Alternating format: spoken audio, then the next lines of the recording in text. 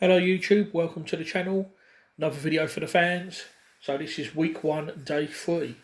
So starting off with broad jumps. So this is a pressing session. So at the moment on this block I'm doing 4 days a week, 2 lower body sessions and 2 upper body sessions. So this is the second upper body session of the week. So I like to do these broad jumps just to be more athletic and also to prime me for the axle push press that I'm about to do. So this is quite easy for me, but I will be adding distance and trying to go a little bit further every single week. So now moving on now to the axle bar clean and push press. It's been a while since I've done this. So the plan for today was to do every minute on the minute. So this is just a warm up now at 60 kilos or 132 pounds, 70 kilos now. So just doing 4 warm up sets and then 1 rep every minute on the minute for 20 minutes. So I've done these before. So we're now at 80 kilos or 176. Not using a belt at the moment either. Not using elbow sleeves or wrist wraps. So this is the final warm-up set now, 90 kilos or 198, and now I've gone to the belt. Notice as well that I clean and press it in exactly the same way, even with light warm-ups. I try and make every rep look the same. I could do it double overhand and literally do it one motion overhead, but I really want to just practice exactly how I'm going to do it when the weight is heavy. So this is the these are the main sets now.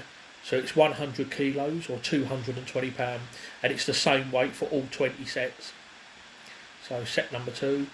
Again, like I say, just using a belt, that is it. No elbow sleeves, no wrist wraps. And this is specific repeatability work. So all I'm doing here basically is just practicing my technique by doing lots of singles over and over and trying to make the reps look the same and try to ingrain that position and that technique. Axle push press is not something that I'm the best at really, so I'm really trying to change that, really trying to work on my overhead and improve that, and really trying to drill technique and positions, especially with the push press itself. I'm quite good at the clean, I've got that down quite well, so it's just a matter of once the bar is on my chest, once I've got that rack position, I need to find that weightless rack position and try to make it easy and try to remember all of my positions and all of my cues so that I can press overhead. And yeah, it's quite comfortable, to be honest. The key with specific repeatability work like this is you want to do it in a fashion where the weight is heavy enough to force you to think about your position. And because this is technique work, you really want to, it's always best to do low reps and high sets. I would rather do 20 singles or like 10 doubles rather than 3 sets of 10. This is something like this that requires a lot of technique. You really don't want to be doing lots of reps on, because if you do, let's say you do 3 sets of 10, you do 10 reps and all you're going to be thinking about really is just getting through these 10 reps. You're going to be sweating, it's going to be hard. I wasn't really sweating today. It was absolutely freezing cold in the gym today. I mean, really cold. I don't know whether they forgot to turn the heating on or whatever. I mean, I've started training over the weekends, January the 3rd and the 4th, and I could have sworn it wasn't too bad over the weekend, but for some reason it was really cold today. I mean, here in the UK it's been about, apparently this morning it was actually about -5, -6, very cold, and there was actually snow today as well actually. When I was driving on the way to the gym, there was briefly snow. I come out of the gym 3 hours later and there was nothing, so the snow didn't settle.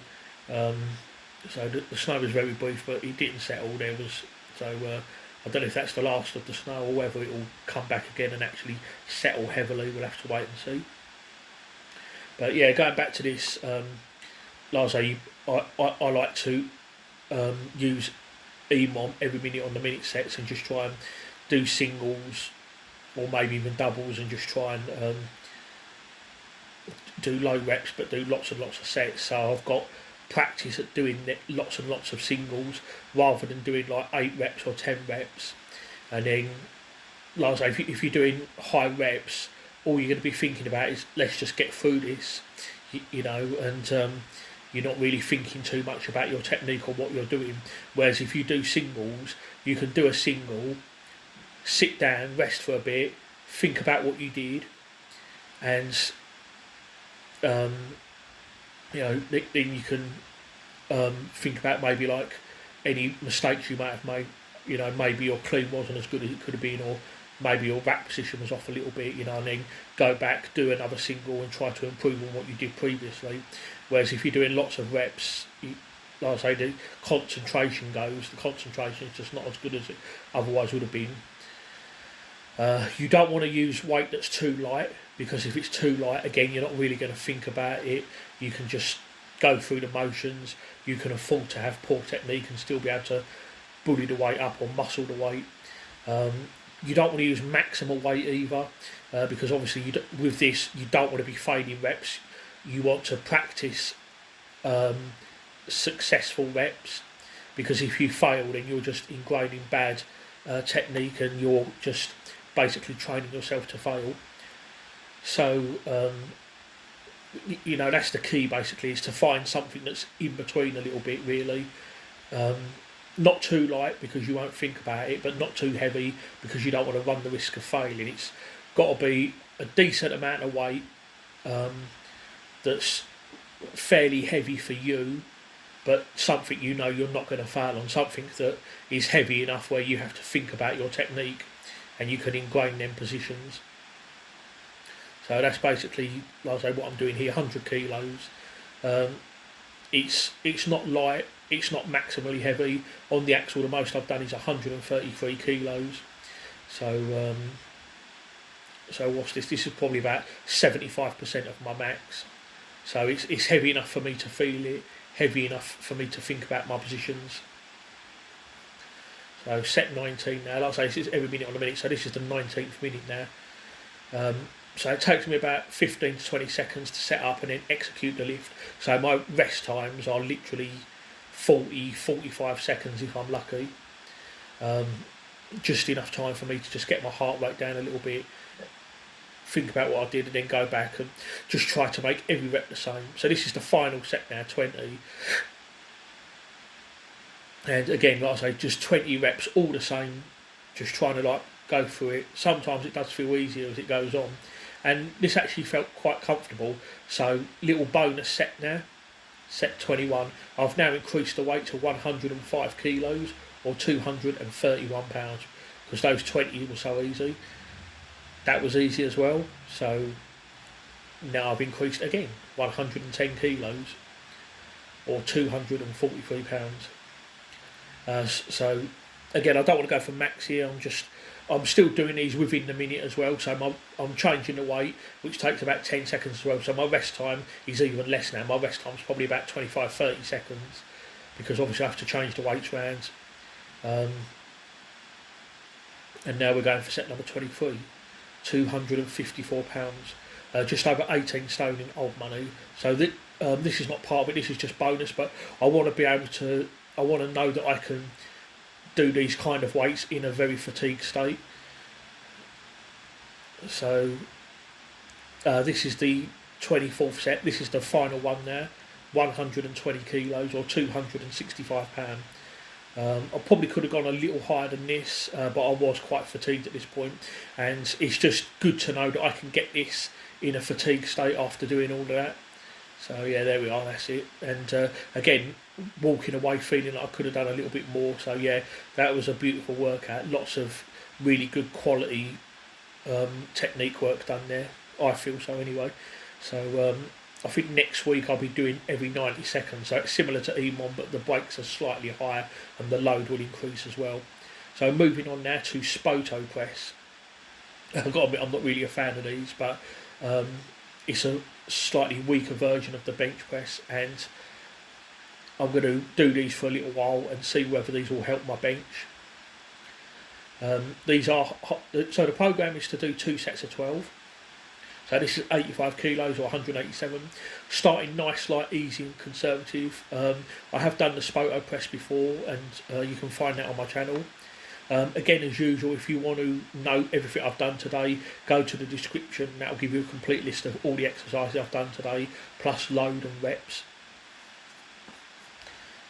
So yeah, as this is only the first week, I'm not pushing it too much. So this is 95 kilos or 209 pounds. So this is actually a bit harder than the regular bench because I'm pausing, because I'm stopping just before I'm touching the chest. There's constant tension on there because I can't rest the weight on my chest. So these are slightly harder than a regular bench press. So it'll be interesting to see whether they translate over into and improve my regular bench press.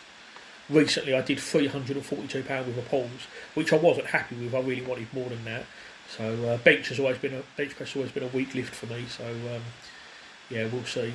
Now moving on now, seated shoulder press in the Smith machine. When I do these with a barbell, sometimes it's hard to, because I have to lift it and up and then get it up over my head, and it can be a pain sometimes to set it up. Whereas in a Smith machine, it's a much easier setup, and the bar's behind my head, and I can already start with the bar already high above me, so it's an easier setup. So I'm going to do this now and keep this in for a while and see whether this also helps. Seated press behind the neck is an excellent exercise. Really good for bench press assistance, and really good for building them shoulders. So I've got my 2 pressing sessions. On the first day I do presses in front of me, and on this second pressing day I do presses behind the neck. So hopefully that covers both bases because I'm pressing in front and behind. Now this is another personal favourite of mine. Swiss bar tricep extensions behind the head. Standing position, you can do these seated as well. I probably will go to seated, but I'll probably do a block of these standing for now. And yeah, very good for the triceps. Close grip on the Swiss bar, also known as the football bar. 2 sets of 12. I've got a bit of pain in my elbow actually, although I think that was caused by the axle overhead press. I was feeling alright today, and then I went and done the axle, did all them sets, and now I've got pain in my left elbow.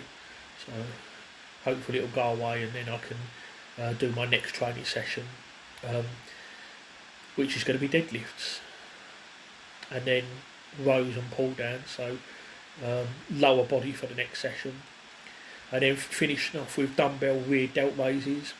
This is the second set. The first set was 11 pounds in each hand for 15, so just 2 sets of 15. This is for shoulder stability. Okay, so this is the last exercise of the session. I hope you enjoyed the video. Not sure when the next session is going to be. Should be in a few days though.